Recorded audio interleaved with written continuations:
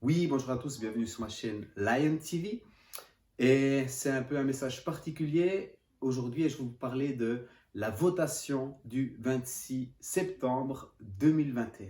Le mariage pour tous.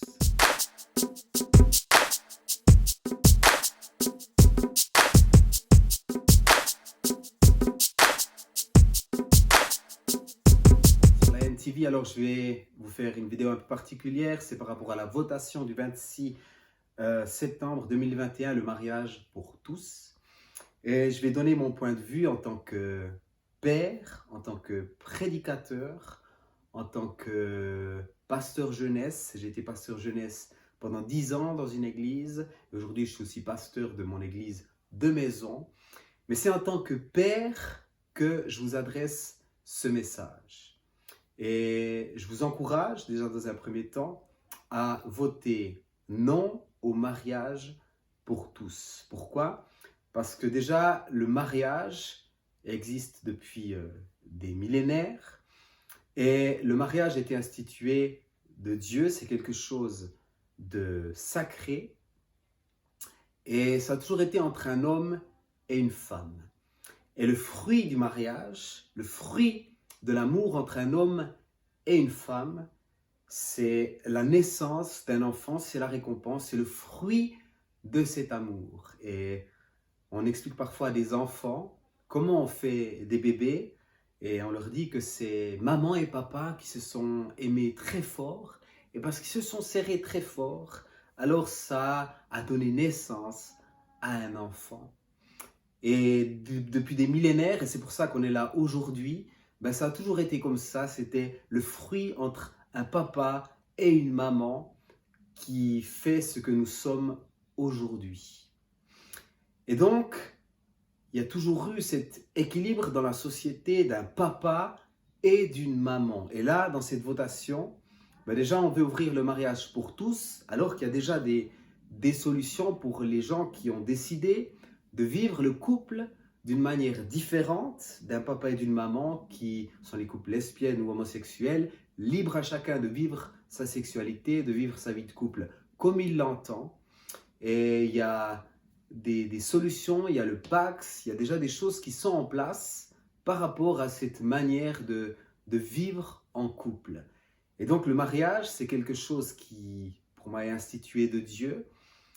Entre un papa et une maman, je crois aux valeurs de la Bible et la Bible parle de cette manière de faire que l'être humain quittera son père et sa mère, c'est dans le livre de la Genèse, il s'attachera à sa femme et ils deviendront une seule chair.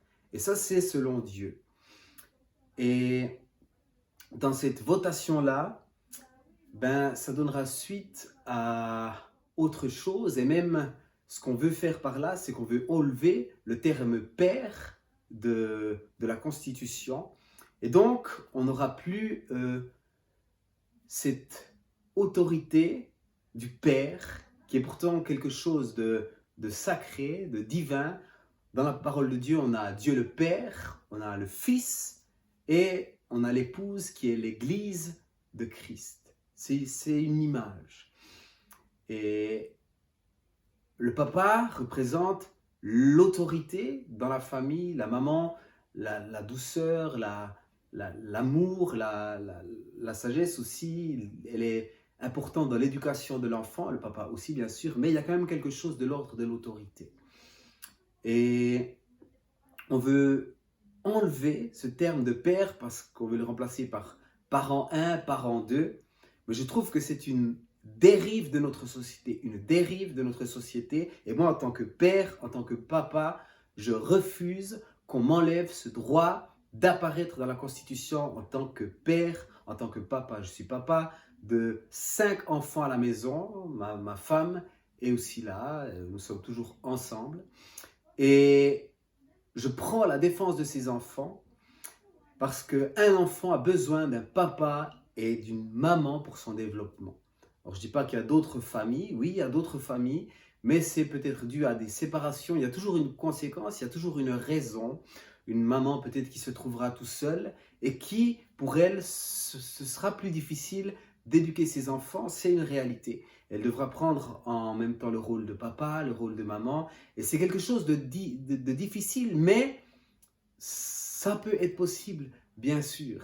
Mais là, cette votation, c'est un premier pas pour permettre toutes sortes de choses. Et pour moi, je l'ai déjà constaté, je l'ai constaté dans notre famille, je l'ai constaté, moi qui suis aussi d'une famille divorcée, que lorsque le père n'est plus à la maison, lorsqu'il n'y a plus l'autorité du père, ben, il y a beaucoup de dérives, il y a beaucoup de choses qui deviennent difficiles pour le développement de l'enfant. Et voilà, il y a des familles monoparentales, il y a des choses qui sont arrivées et voilà, les mamans doivent parfois prendre aussi le rôle du père, c'est quelque chose de pas facile.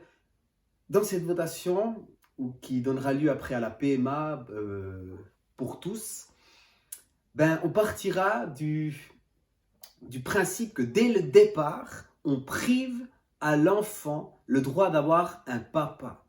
Et je ne suis pas d'accord avec ça, je prends la protection de cet enfant qui a le droit d'avoir un papa et une maman. Et cela a toujours été comme ça. Et c'est un équilibre dans notre société. Et maintenant, voilà, il y a des personnes qui veulent vivre leur sexualité différemment. Ben, ils doivent en assumer aussi les conséquences, leurs responsabilités, que si on veut être en couple avec une femme, pour une femme, avec un homme pour un homme, ben, ils doivent assumer les conséquences que peut-être il n'y aura pas d'affiliation liée à cela, leur penchant sexuel, leur attirance sexuelle ou leur désir d'être en couple avec un compagnon du même sexe. Et donc voilà pourquoi je vous encourage à voter non. J'ai rien contre les couples homosexuels, lesbiennes, mais là, on essaye dès le départ de priver, d'ôter le droit à un enfant d'avoir ses deux parents. Et c'est pour ça que je vous encourage à voter non pour cette loi. Parce que le mariage pour tous, c'est une ouverture à aller plus loin dans ce sens. Alors, soyez bénis, soyez sages. Les fondements de notre société d'aujourd'hui, c'est un papa et une maman. Et le fruit de cet amour, de cette unité, donnera naissance à un enfant. Et la PMA, pourquoi pas, lorsqu'il y a des empêchements, lorsqu'il y a une maladie, lorsqu'il y a quelque chose, ben dans un couple, on peut avoir droit à des choses médicales pour pouvoir avoir un enfant, parce que voilà, des fois il y a des difficultés dans un couple.